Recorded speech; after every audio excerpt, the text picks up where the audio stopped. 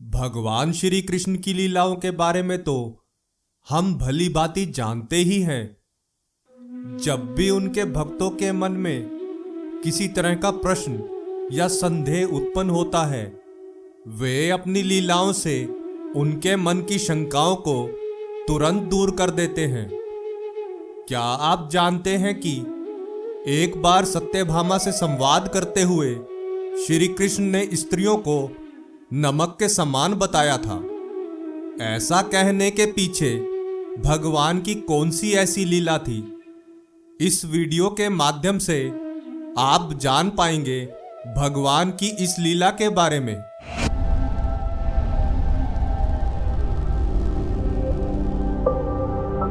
प्रणाम मित्रों, ज्ञान और वैराग्य चैनल में आपका बहुत स्वागत है।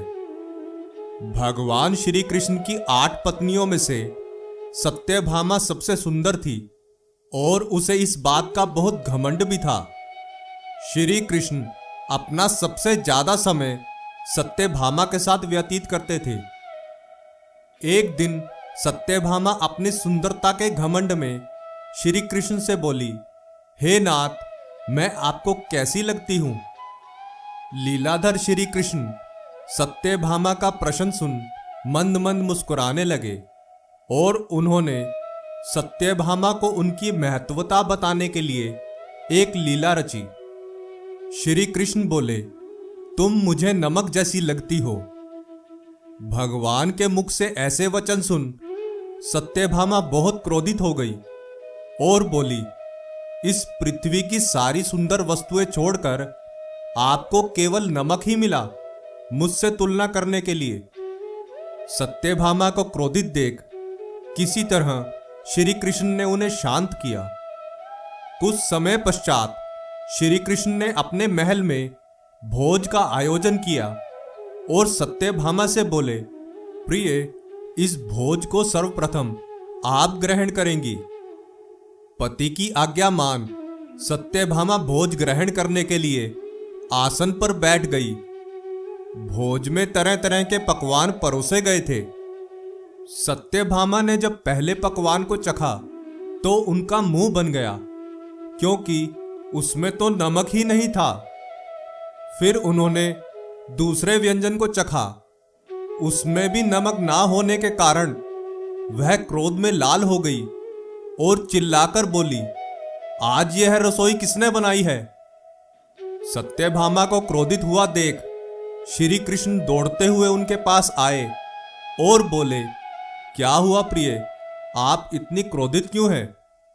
सत्यभामा श्री कृष्ण से बोली, आपने इतने भव्य भोज का आयोजन किया, किंतु रसोई बनाने वालों ने पकवानों में नमक ही नहीं डाला, जिससे उनका स्वाद ही खत्म हो गया। नमक के बिना व्यंजन का अर्थ ही क्या है? भगवान तो लीलाधर हैं और यह लीला भी भगवान ने ही रची थी। सब जानते हुए भी भगवान श्री कृष्ण ने बड़े भोलेपन से कहा, प्रिय, यदि व्यंजनों में नमक नहीं था तो क्या हुआ, आप ऐसे ही इन व्यंजनों को खा लेती। भगवान के मुख से ऐसे शब्द सुन सत्यभामा और क्रोधित हो गई। तब श्री कृष्ण ने सत्यभामा को समझाते हुए कहा, प्रिय, स्मरण करो, जब मैंने तुम्हारी तुलना नमक के साथ की थी और तुम उस तुलना के कारण बहुत क्रोधित भी हो गई थी। जिस प्रकार नमक के बिना भोजन व्यर्थ है, उसी प्रकार स्त्री के बिना संसार के सभी कार्य पूर्ण नहीं हो सकते। नमक की तरह ही स्त्री अपने अस्तित्व को मिटाकर अपने आचरण और प्रेम से परिवार को जीवन भर बांधे रखती है। परिवार के हर एक सदस्य को एक दूसरे से बांधकर रखने में स्त्री का विशेष महत्व है।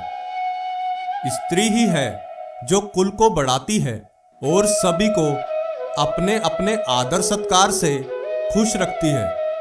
और स्त्री जल की तरह भी होती है, वह जिसके साथ मिलती है वैसा ही आचरण ग्रहण कर लेती है। यह सब सुनने के पश्चात सत्यभामा को ज्ञात हो गया कि यह श्री कृष्ण की लीला ही थी जो उन्होंने उन्हें समझाने के लिए रची थी। तो इस कारण भगवान श्री कृष्ण ने स्त्रियों को पानी और नमक के समान बताया था। आशा करते हैं कि हमारी प्रस्तुति आपको काफी पसंद आई होगी। आपसे अनुरोध है कि आप इस वीडियो को ज़्यादा से ज़्यादा लोगों तक पहुंचाने के लिए लाइक, शेयर और सब्सक्राइब करें। धन्यवाद।